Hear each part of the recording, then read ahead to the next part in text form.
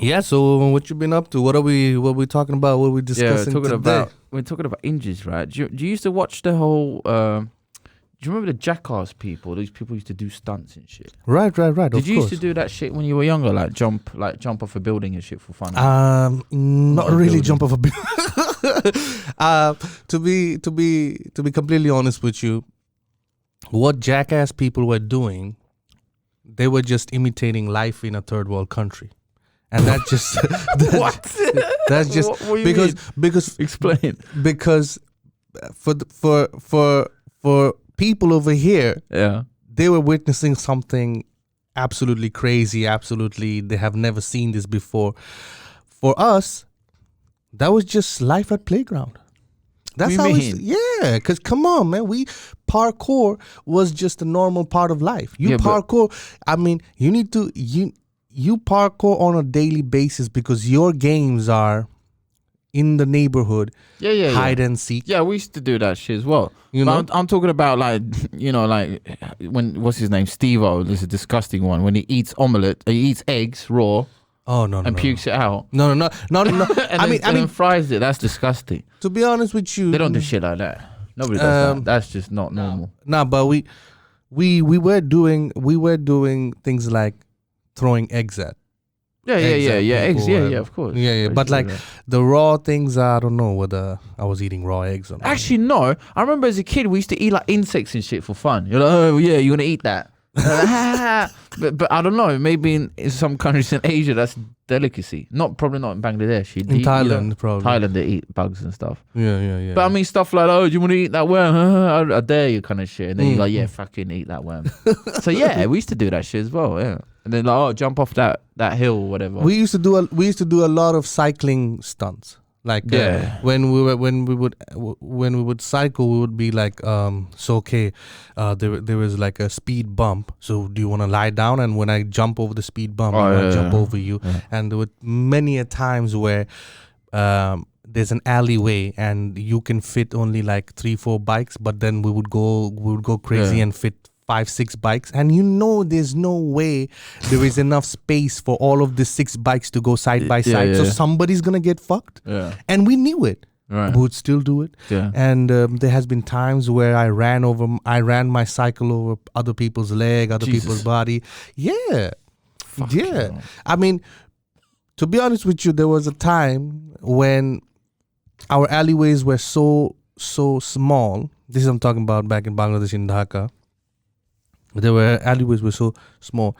There were times you would just be on the road walking and you would see that 2 cars or 1 car is trying to get out of a building, get out of the parking spot, and you have to squeeze on the road because otherwise they cannot come out with the car. And there have been many a times the car tires have rolled over my feet and nothing happens. That's the crazy part. Yeah. Oh yeah, that's not too bad. The car tires are not too bad. I had my feet run over by car tires a couple of times. You think it's gonna hurt more than but it doesn't actually. Yeah, it's crazy. As long as it just runs over, if it stays on, I think it'll crush his feet after a while. But because of the rubber, it kind of the air pushes it up, I think. Yeah, something, and it's crazy that nothing happens. So anybody who hasn't had that done to them, I mean, I'm not saying they should go experience that, but it's crazy that if you have a car weighing, it does not matter how much it weighs. If it runs over your feet, you will not feel a thing. It'll just run over, boom. There's always guys that do this dumb shit, stupid thing. It's like, you know another thing we used to do. We used to hold the bonnet of the car. That's nobody should do that, and I am very serious about it. Nobody should do that. But we did not know any better. We did not know. So whenever the car used to pull into our alleyway, we used to try to hold the bonnet and run behind the car. So when you hold the bonnet and the car pushes forward, you quickly realize the difference between a machine and yourself. Because when it takes off, like when somebody presses the accelerator and you are holding the bonnet, you need to hold on hard. You need to keep up because it pulls you, it jerks you. So if you do not keep up, you're going to fall face first. So either you slap at the bonnet so the driver knows that you're holding onto the bonnet, or you let go the bonnet and take what fate has to offer you. And there has been times where I've seen kids, land face first, land sideways, So back home, these kind of fun things were not fun things, but some were stupid. We used to do it all the time. Another thing is, so there is not a very structural. There's not a very good infrastructure for buses back home. Actually, there's not a good infrastructure for quite a lot of things back home. But so buses, what they do, they don't really stop at the bus station.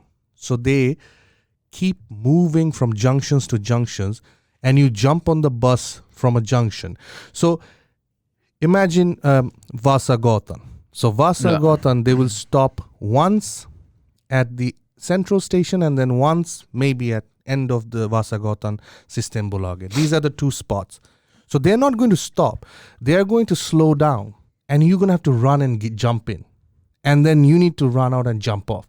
So when you're trying to jump off the bus, if you do not know the technique, you're going to go land face first. Yeah. Face first.